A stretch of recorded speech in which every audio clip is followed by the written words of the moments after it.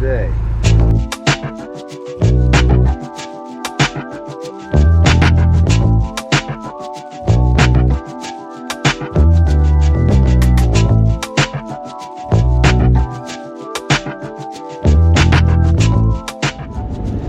Okay, so we are on our way to the Brookville, Indiana, Franklin County Highway Department to get our driveway permit.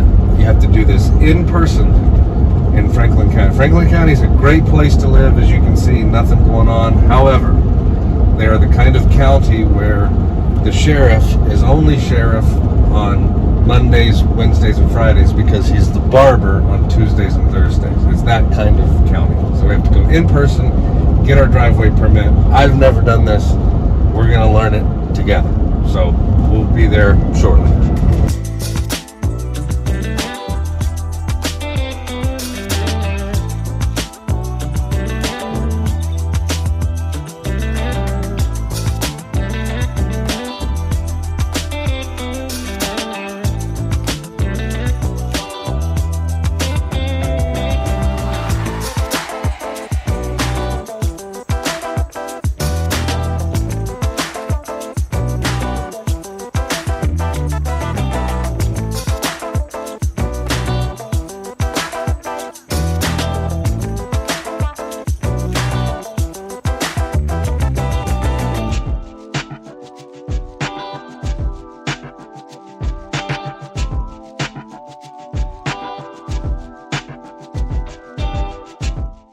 Okay, I couldn't film in there, but all we did was fill out like half of a piece of paper, and we got these two white flags that we've got to go put where our driveway is, and then they're going to come tell us, go ahead.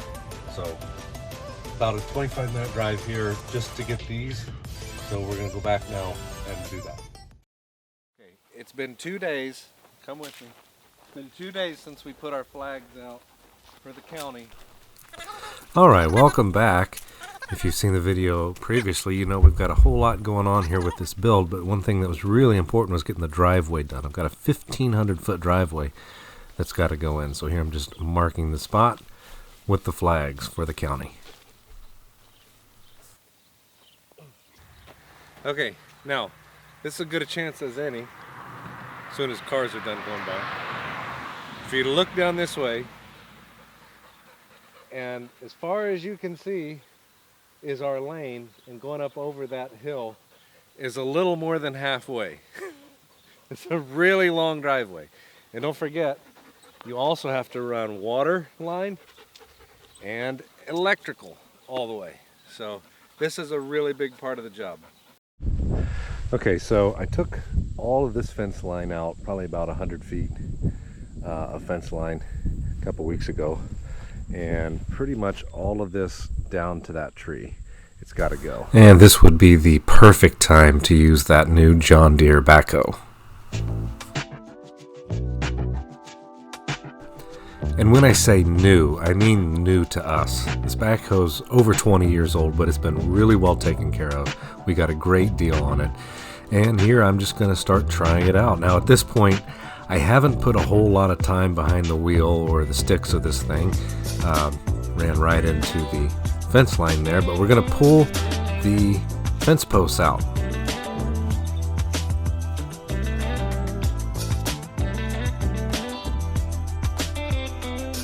And using the backhoe, this fence post should come out smooth as silk.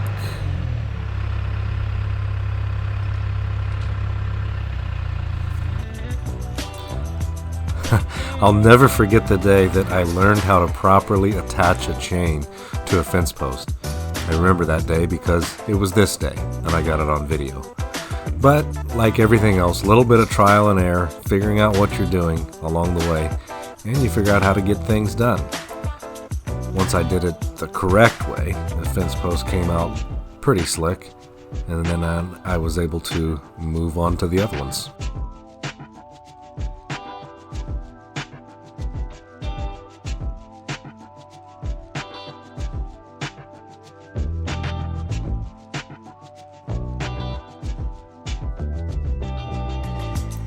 So at this point, it's just a matter of getting in position and pulling the fence post out. Now, I will say, living out here in the flat country in the Midwest, a cool thing that happens when you do these time lapses is you get to see those awesome clouds move across the sky.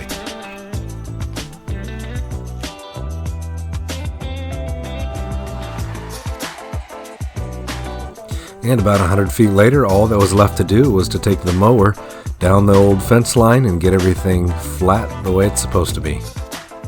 And we did it. All the way up to there. Now right there is a tree over here. My wife wants to keep the tree for now. I say for now, like it's supposed to be permanent, but we're gonna see how it goes getting trucks in and out of here. There's gonna be some big trucks coming in and out of here with equipment and stuff like that.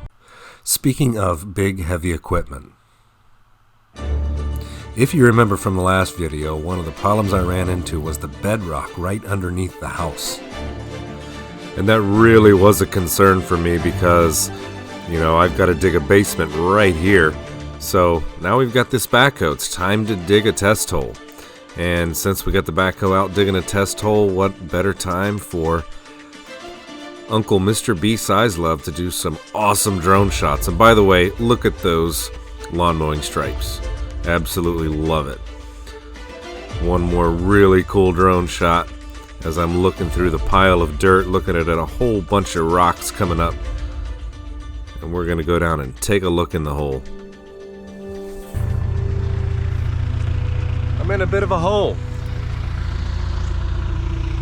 We're at about 6 feet here on the hole, and I'll show you what we've found. So this is about 4 feet where we're expecting to start to find rock, and that's where we find it. However, it's very soft up here. I could literally take pieces of it and crumble it with my hands. The deeper we get, there's some more solid rock, but we're digging through it, and it is getting more difficult to dig. As far as basement goes, I'm gonna want to be about 3 or 4 feet deeper than this. Big excavator I think will do fine. I'm getting better at the backhoe. I'm happy about that.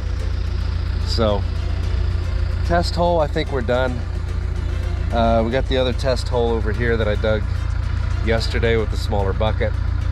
And today we switched out to the big bucket on the recommendation of my father, and this hole dug quite a bit faster. Excuse me while I do some aerobatics. But that's it. I think we're gonna be all right. And this,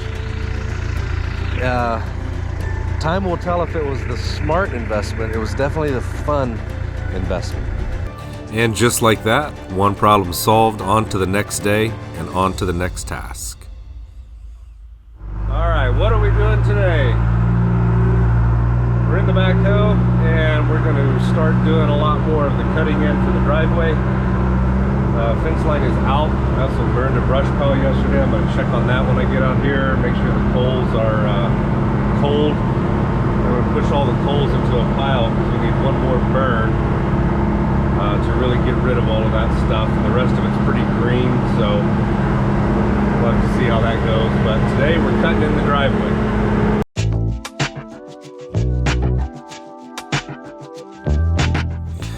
So we got to work here with the backhoe doing the cutting in of the driveway. Now ideally you'd want to do this with a bulldozer or something like that. But I didn't have one. So we got the backhoe, took a whole lot of passes. And what you're trying to do is you're trying to get all of the loose topsoil off, get down to the clay. Well, what I'm in here is a soybean in a cornfield, and it's been that my entire life, and times 2 or 3. So the topsoil goes down really deep. There I am at the end of the road, and you'll see here in a little bit that one thing that I kind of struggled with was getting the driveway to approach the road correctly.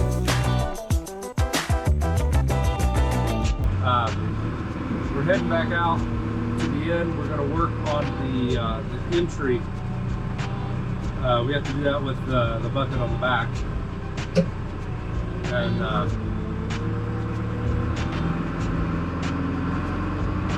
the approach from the road needs to be, I need to get it really as wide as can be. And that's all still grass up here. So, and I don't want to ruin how it is now because we are able to go in and out, but it might be bad. I'm not an experienced backhoe operator. I mean, I have more experience than I was a week ago, but still a lot to learn. I'm happy with this driveway. We're about to see how I can do up here. Now, at this point in time, I'm really not experienced with this thing. I would love to be able to tell you that this footage is being played at full speed, and if it weren't for the car that's about to come by here in a second, I probably would just, yeah, there it goes, let you think that this is full speed. I'm going so slow here. I don't want to mess anything up, and I'm sure there's some experienced guys that can tell me how many wrong things I'm doing, and that's fine. I learned as I went, just like you did. Well, so here we are looking at it. Just in case I was feeling a little confident, that was humbling, to say the least. Not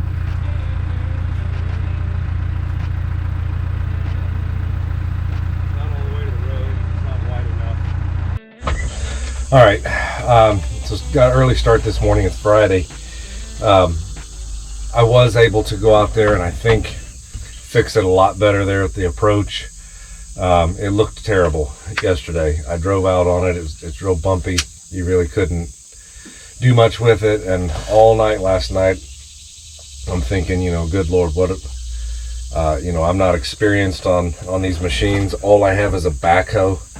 You know, you need a skid loader and a bulldozer for a lane this big. I have neither. I'm doing everything with a backhoe. But I went out there with the front bucket, and what I was trying to do was stay down low into that ditch area and all the way to the road and come up, and that was taking out all that loose soil, and it made everything pretty smooth. I was aggravated this morning. I wasn't in the right state of mind to try and set up video, so I did not get actual footage of it. I wish I had, but at least you can see what's going on. So here in a little bit, I'm going to be calling about the gravel again, because I at least want to get a load of gravel dumped out there that I can like build the approach, and then that way dump trucks can pull right in and just tailgate the gravel right off. So to be honest with you, a lot of this ended up being, I'll say, less straightforward than I thought it would be. Not necessarily more difficult. Now, this is my dad. I've called him out there. He's taken a look at this. He's got more experience than I do. I'm really concerned. I want to make sure before the gravel comes in that I've got enough of the topsoil off. And Dad was assuring me that indeed it did look pretty good.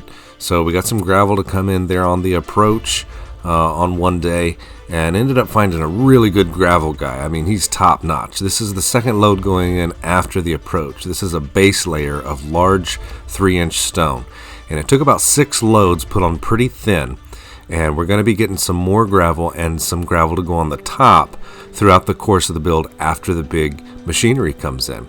So that's it, and check out the next video. We're going to be getting into some more pretty cool stuff. Thanks for watching.